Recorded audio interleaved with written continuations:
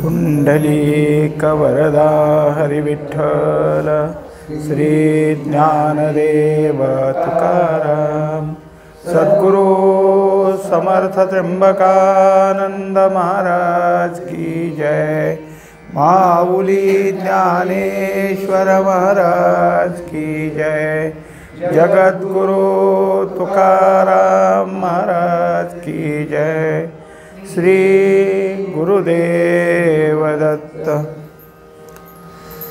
अर्जुन उवाच कैर्लिङ्गैर्त्रिन्गुणानेतातीतो भवति प्रभो किमाचारः कथञ्चैतांस्त्रिन्गुणानतिवर्तते। आता अर्जुनानं भगवंताला प्रश्न विचारला, हे प्रभो, या 3 गुणाच्या पलीकडे गेलेला जो हा पुरुष आहे त्याच्या ठिकाणी कोणती लक्षणं दिसतात? तो गुणाच्या पलीकडे गेला आहे, याचं कोणतं लक्षण त्याच्या ठिकाणी आहे? कोणत्या लक्षणानं तो युक्त आहे? त्याचं आचरण कसं असतं? म्हणजे किमाचार म्हणजे त्याचं आचरण कसं असतं? तो 3 गुणाच्या कोणत्याही प्रकारात किंवा त्या गुणाचं त्याच्यावर कसं अतिक्रमण होत नाही, तो त्याच्यापासून दूर कसा राहतो? तेणे तोषे वीर पुसे जी कोणी चिन्ही तो दिसे जया माझी वसे ऐसा बोधू। या ओवीची सुरुवात करण्याच्या अगोदर जी ओवी झाली होती या श्लोकाच्या अगोदर की पार्थो अतिसुखावला, त्याला धरून पुढं बोलणं सुरू झालं। इथं वीर म्हणजे अर्जुनच। अर्जुनाला आनंद झाला, सुख झालं, तरी पण ज्या काही गोष्टी आहेत की त्या व्यवस्थित समजल्या पाहिजेत, कोणताही संदेह राहायला नको, म्हणून संपूर्ण समजून घेण्याकरता प्रश्न विचारलेला आहे की ज्याच्याबद्दल तुम्ही सांगितलं असा जो असणारा गुणातीत पुरुष जो आहे की ज्याला आता गुणाचा काहीही संबंध नाही, याचं काय लक्षण आहे? अशा पुरुषाकडं पाहिलं तर हा गुणातीत आहे हे कसं समजायचं? त्याच्याकरता त्याचा व्यवस्थित काय आहे, कोणत्या लक्षणाचं म्हणजे याला गुणातीत समजावं हे सांगा। तो निर्गुण काय आचरे कैसे निगुण निस्तरे हे सांगिजो माहेरे कृपेचेनी। आता दुसरी गोष्ट अशी आहे की त्यालाच काय नाव दिलं? गुणातीताचंच नाव निर्गुण, म्हणजे कोणत्याही गुण त्या ठिकाणी नाही असा जो असणार आहे तो त्याच्या ठिकाणी सगळं जर काही देह आहे तर तो इकडं तिकडं करत असेल, काही व्यवहार होत असतील, मग त्याचं आचरण कसं असतं? त्यानंतर प्राप्त शरीराच्या ठिकाणी जर गुण उभाच राहिले आणि त्या गुणांना आपला जर काही त्या अंतःकरणात खेळ दाखवला तर त्याचं कसं निस्तरण करतो, त्याला कसं दूर करतो? हे सांगे जो माहेरे। वास्तविक काय आहे, कोण्याही स्त्रीचं जे माहेर असतं ते तिला अत्यंत जिव्हाळ्याचंच असतं, तिच्या ठिकाणी माहेराबद्दलची ओढच असते। आता अर्जुनानं सुद्धा भगवंत म्हणजे माझं माहेर आहे, कारण का तर तुमच्याजवळ जी कृपा आहे ती कृपा मला तुमच्याजवळ आल्यावरच प्राप्त होते। म्हणजे जसं त्या मुलीला माहेरात पाहिजे त्या गोष्टी काय असतं, मोकळीक असते। जसं सासरी अमुक आले तमुक आले, त्यांच्या पुढं कसं वागावं कसं नाही, घरातली काय राहिरीत आहे तसं तिला वागावं लागतं। आणि माहेरी गेली तर कुठेही इकडं पळल तिकडं जाईल, तिला काही नाही, कोणी माणसं दारात बसलेत का रस्त्यावर आहे, कारण ती माहेरात आहे। म्हणजे जसं तिच्या ठिकाणी कुठल्या प्रकारचं बंधन नाही, ती तिथं मुक्त आहे, तसं हेही माहेर आहे। पण हे माहेर कोणत्या गोष्टी प्राप्त करून देणार आहे? तर कृपा आहे, तुमची कृपा आहे, म्हणून तर आत्तापर्यंत एवढं सगळं तुम्ही आम्हाला सांगितलेलं आहे आणि आताही तुम्ही सांगणारच आहात। पण काही गोष्टी अशा आहेत की त्या व्यवस्थित समजून घेण्याची गरज असते. तेव्हा हे जे गुण आहेत हे गुण प्रत्येकाच्या अंतःकरणात असणारच आहेत. देह आहे तर तोच मुळात काय झाला आहे म्हणजे ती प्रकृतीच गुणानं बनलेली. तेव्हा त्या प्रकृतीच्या ठिकाणी ते गुणच नाहीत असं कसं होईल? गूळ घेतला आणि गोडच नाही असं कधी होईल? साखर घेतली गोड नाही असं तरी कधी होईल? कारण त्याचा अंगच ते.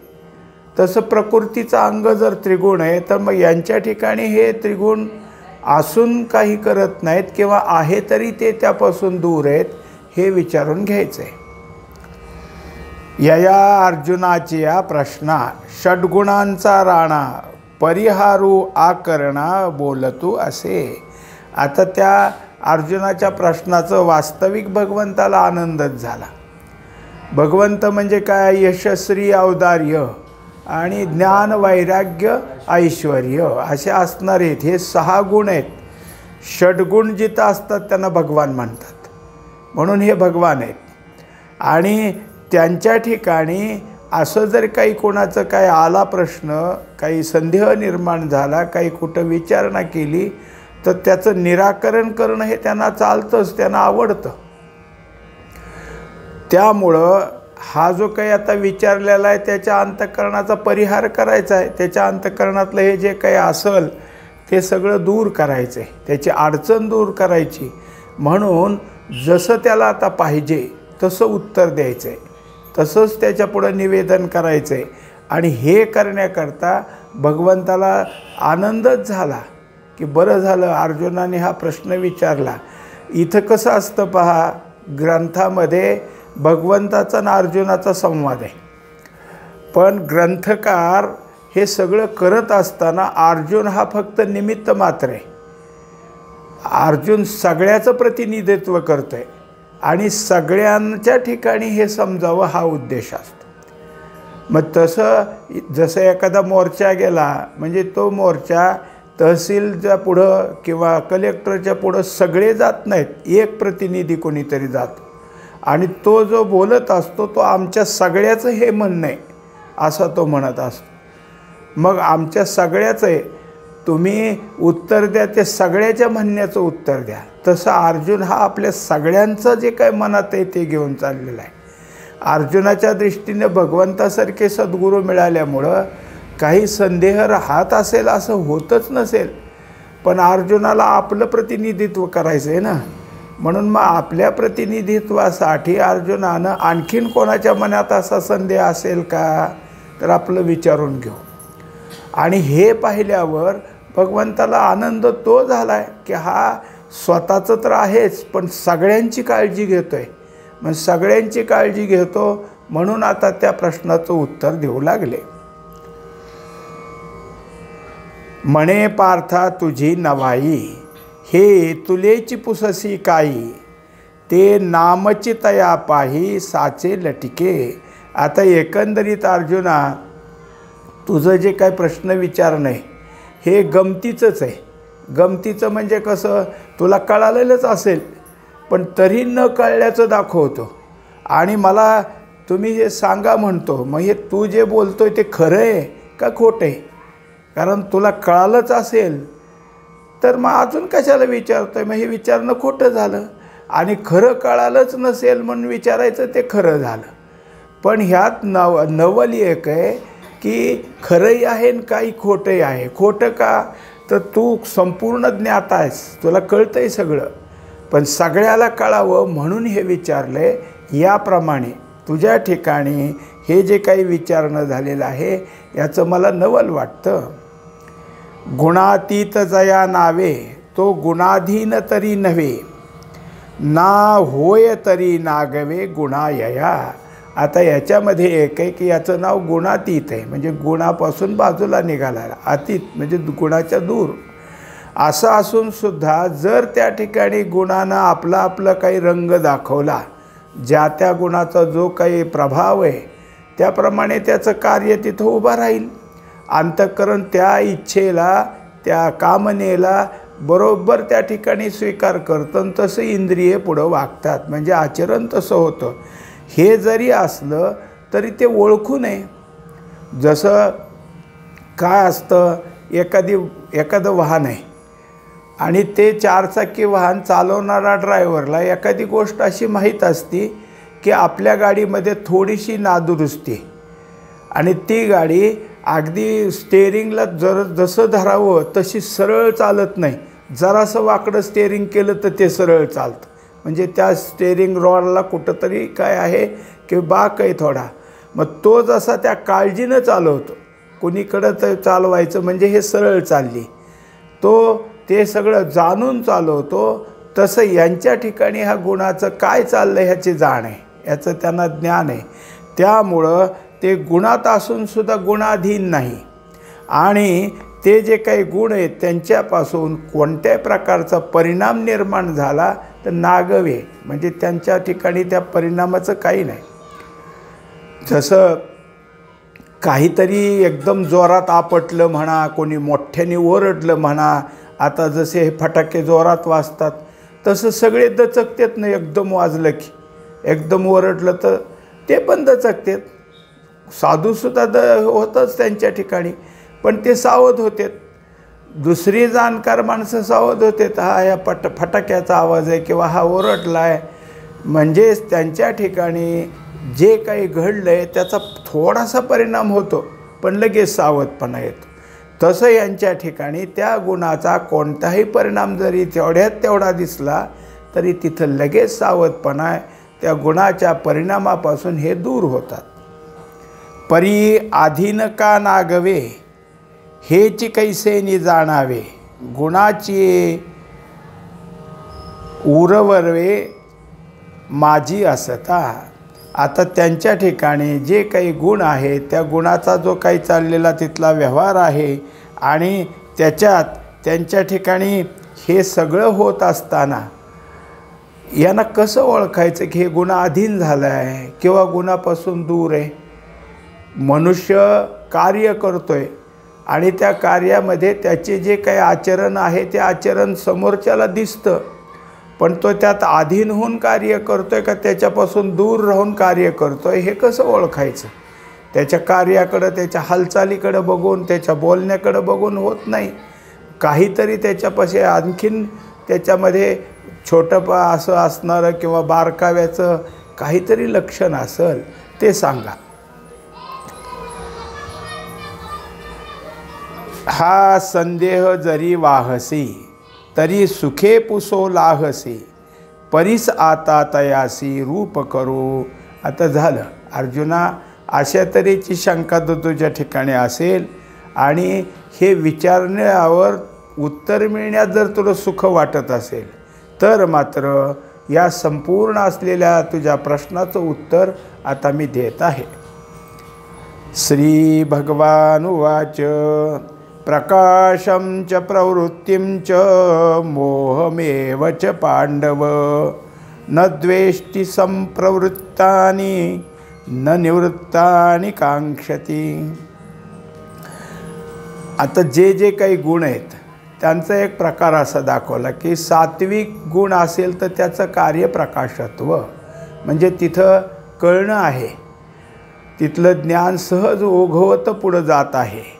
आणि जर रजगुण असेल तर रजगुणाचं कार्य म्हणजे प्रवृत्ती, काही करायचं, हे करायचं, ते करायचं. काही माणसं जसं काय करायचं आहे, आज काय करायचं आहे, उद्या, आठवड्यात, महिन्यात, 4 वर्षात काय करायचं ती एकाच बैठकीत बोलत असतात, ती प्रवृत्तीच आहे. आणि जर तमगुण आणि त्याचं कार्य जर असेल तर मोह.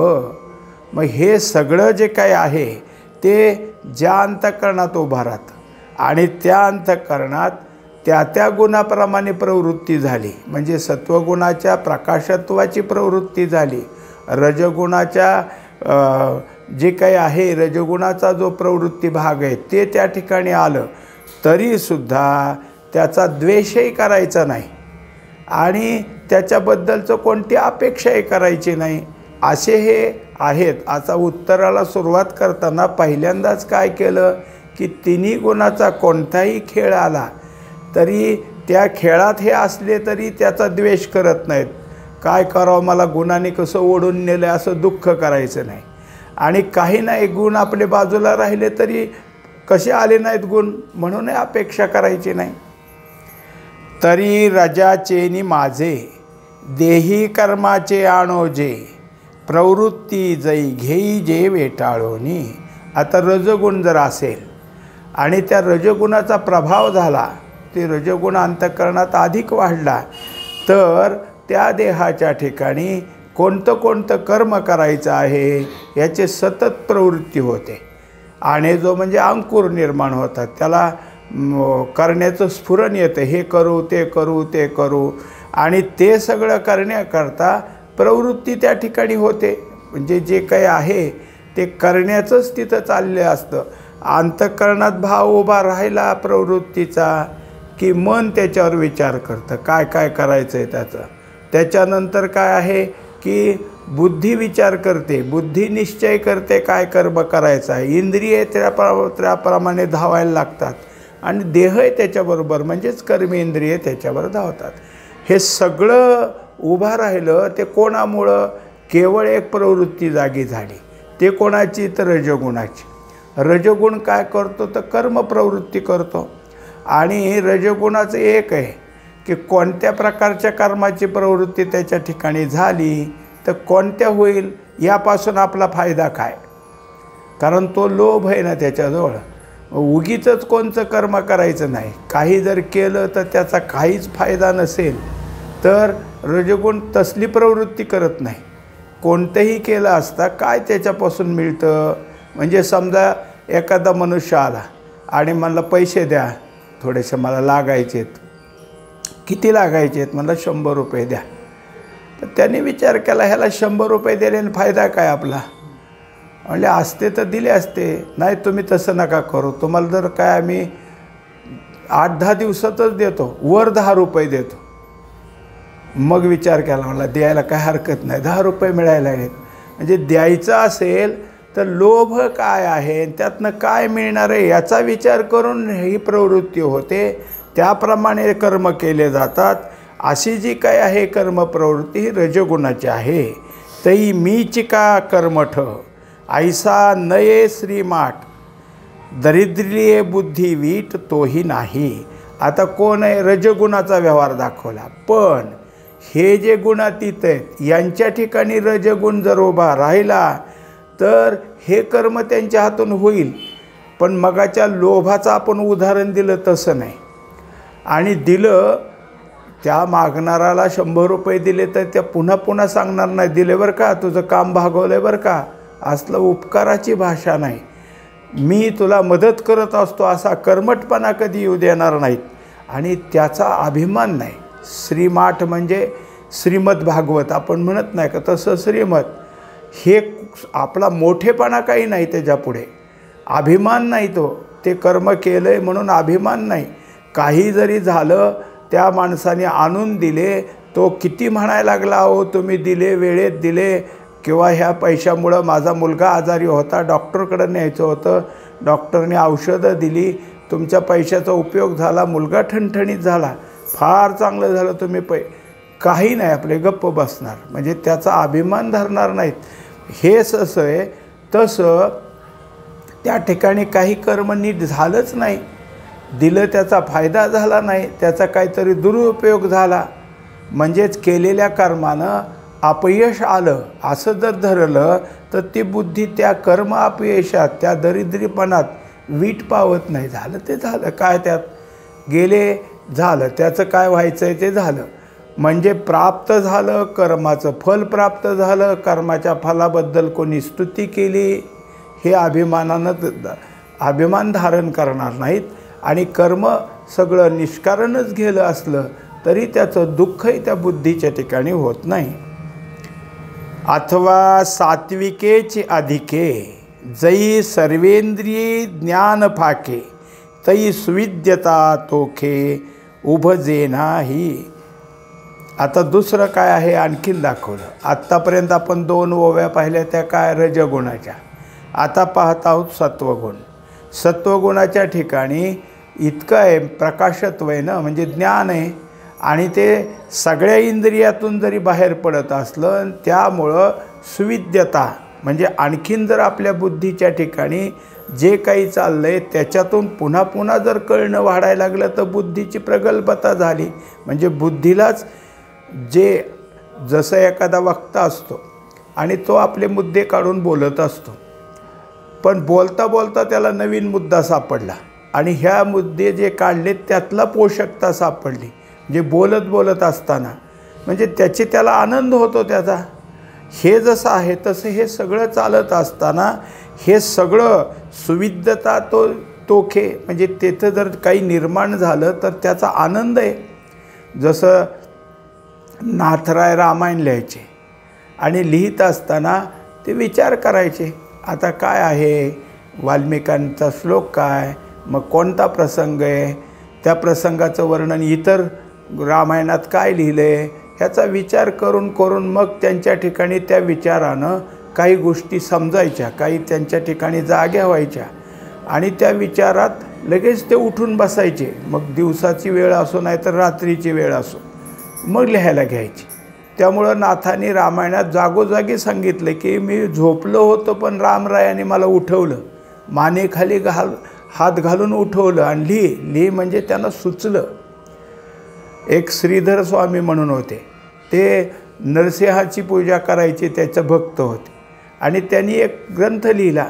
पण जेव्हा त्यांना त्या एखाद्या त्यातल्या एक सुचत नसायचं तेव्हा नरसिंहानं मला हे सुचवलं आहे असं आयम भावा हा, ते तिथं मुद्दाम कंसामध्ये लिहायचे की मला हा भाव माझा यांच्यामुळं जागा झाला आहे, मला हे काय करावं कळत नव्हतं, तेवढ्यात मला सुचलं. म्हणजेच सात्विक ह्याच्यामध्ये सगळी इंद्रिये ज्ञानानं प्रफुल्ल होऊन बाहेर यायला लागली आणि त्याच्यातून विद्यता बाहेर पडली, म्हणजे समजणंच बाहेर पडलं, विद्याच त्या ठिकाणी होऊ लागली. तरी फार मोठं मला आता ज्ञान पण आलं, मी विद्वान झालो, असा काही त्यांच्या ठिकाणी अभिमान नाही. का वाढलेनी तमे न गिळिजेची मोह भ्रमे, तई अज्ञानत्व न श्रमे घेणेही नाही. आता त्या ठिकाणी दुसरा प्रकार आला. आत्तापर्यंत फक्त काय सत्वगुणाचं एक ओवी सांगितली आणि तमगुण सांगत असताना मोह जागा होतो आणि मोह जागा झाला की अज्ञानत्व असतंच. कारण हे मोह हा अज्ञानजन्य, अज्ञानाच्या पोटातूनच जन्माला येतो. रामायणातच कथा आहे की सीतेचा शोध करण्याकरता मारुतीराय लंकेत फिरायला लागले. मग इकडं तिकडं जाण्याकरता त्यांनी त्यांच्या सिद्धिप्राप्तीप्रमाणे लहान रूप घेतलं, सूक्ष्म, आणि ह्या घरात शिरायचे त्या घरात शिरायचे, कारण कुठूनही त्यांना जाता यायचं. ते गेले ते नेमके रावणाच्या महालात आणि रावणाशेजारी त्याची बायको झोपली, पण ती अत्यंत देखणी सुंदर आहे असं पाहिल्यावर ही तर सीता नसेल, ही सीताच आहे की काय. आणि जर सीता रावणाच्या शेजारी झोपलेली असेल तर सीता सापडली म्हणून जायचं कशाला, त्यापेक्षा सीतेला इथंच संपवतो. असं झाली असेल तर इतकी भ्रष्ट सीता रामरायाला कशाला दाखवायची, त्यापेक्षा संपवतो. आणि तसं बघून यांच्या ठिकाणी मोह जागा झाला की हिला आता संपवायचं. हे काय आहे की तमगुणानं, आणि तमगुणात कोणत्या प्रकारचा विचार येण्याच्या अगोदर हे जागं झालं. पण ती होती मंदोदरी, रावणाच्या शेजारी झोपलेली, आणि ती तेवढ्यात तोंडावर हात घेतच उठली. मारुतीने पुढचं पाऊल टाकायच्या आत आणि ते म्हणायला लागली की मला स्वप्न पडलं आहे, वाईट स्वप्न पडलं की मी विधवा झाले. तुम्ही पहिल्यांदा ते सीतेला सोडा बरं, ते ठेवू नका तिला, अशोकवनात का ठेवलं आहे. मग म्हणतात मारुतीराय हे काय, ही तर दुसरंच बोलते, आपल्या हातून काय होतं. म्हणजेच काय आहे की तमगुणांना मोहजागृती जरी झाली असली तरी त्या ठिकाणी लगेच ते अज्ञानत्व निघून गेलं, सोय झाली. का तर गुणातीताच्या ठिकाणी मुख्य अधिष्ठान काय तिकडं लक्ष आहे ना. एक सांगतात की जसं अज्ञानात विचार येत नाहीत. काय झालं, एका घरी मुंगूस पाळलं होतं आणि ते मुंगूस आपल्या घरी असायचं. ह्या बाई पाण्याला गेल्या आणि बाहेरून हांडा भरून आणला, ते मुंगूस दारात येऊन उभं राहिलेलं आणि सगळं त्याचं तोंड रक्ताने माखलेलं. हिला माहीत होतं लहान लेकरू आहे आपल्या घरात, ते झोपलं होतं आणि ही पाण्याला. ते म्हणले नक्की आपल्या लेकराला ह्याने मारलं आहे, इतकं रक्त त्याच्या तोंडाला लागलं आहे, म्हणजे आपण बाहेर गेलो आणि ह्या बाळाचे त्यांनी तुकडे केले.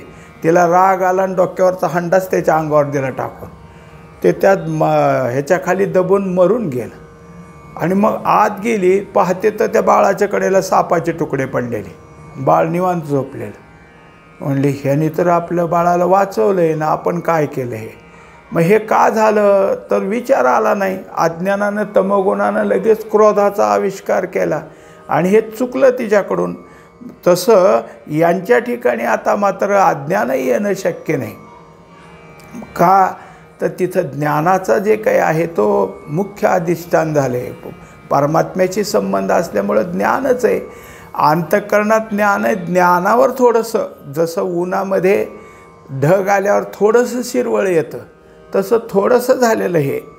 पै मोहाच्या अवसरी ज्ञानाची चाड न धरी, ज्ञाने कर्मे नादरी होता न दुःखी. आता त्याला दुसरं दाखवलं की आचरणामध्ये जर एखादा मोह जागा झाला तर आपलं कुठलं तरी ज्ञान वापरून ती वस्तू कशी मिळवायची याचा विचार करणं. मग त्याच्याकरता काय आहे की आणखीन काय आहे. समजा हे साधू आहेत, पण जाऊन दुसऱ्याच्या घरी एखादी वस्तू मागायची असली तर मग आम्ही साधू आहेत, तुम्ही आम्हाला वस्तू दिली पाहिजे, देता का, असलं काही नाही. म्हणजे या ज्ञानाचा उपयोग त्या मोहप्राप्ती करताही नाही आणि ते कर्म ज्ञानामुळं प्राप्त होत असलं तरी ते स्वीकारायचं नाही. हे सगळं काय आहे ते ज्ञानवान व्यक्ती, पण ज्ञानाचा उपयोग कुठं कसा करावा याचा विचार त्यांच्याजवळ पक्का आहे. सायं प्रातर मध्यान्ना या तिही काळाची गणना, नाही जेवी तपना तैसा असे. तेव्हा सूर्याच्या ठिकाणी सकाळ आहे, दुपार आहे, संध्याकाळ आहे, याला काही नाही. हे जे काय होत असतं ते आपल्याकडं, सूर्य आहे तसाच आहे, फक्त पृथ्वीचं फिरणं आहे. पृथ्वी इकडे यायला लागली की काय होतं, तिच्या ठिकाणी पश्चिमेकडून पूर्वेकडं जाते, त्यामुळं मग उदय झाला. मग जशी पुढे गेली की मध्यान्ह आलं, आणखीन पुढे गेली की सायंकाळ झाला. तो आहे तिथंच आहे. आपल्या ठिकाणी हे बदल होतात.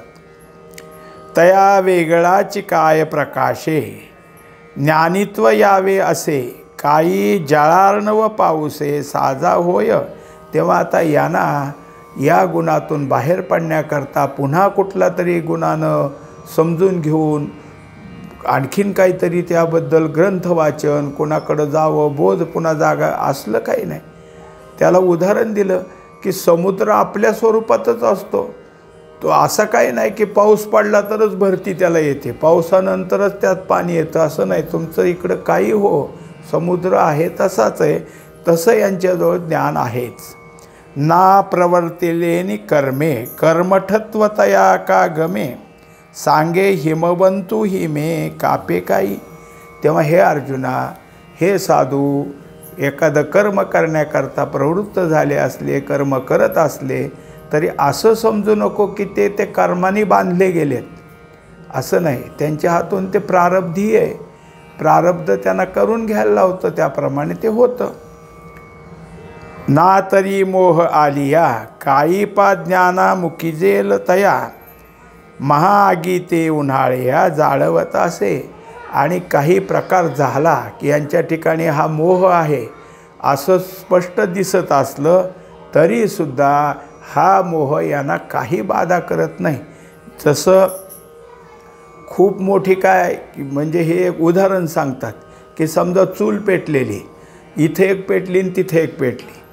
मग काय केलं, इकडच्या चुलीतलं पेटतं लाकूड घेतलं आणि दुसऱ्या चुलीतल्या घातलं त्यात, आणि त्या विस्तवाला सांगितलं पोळतंय का.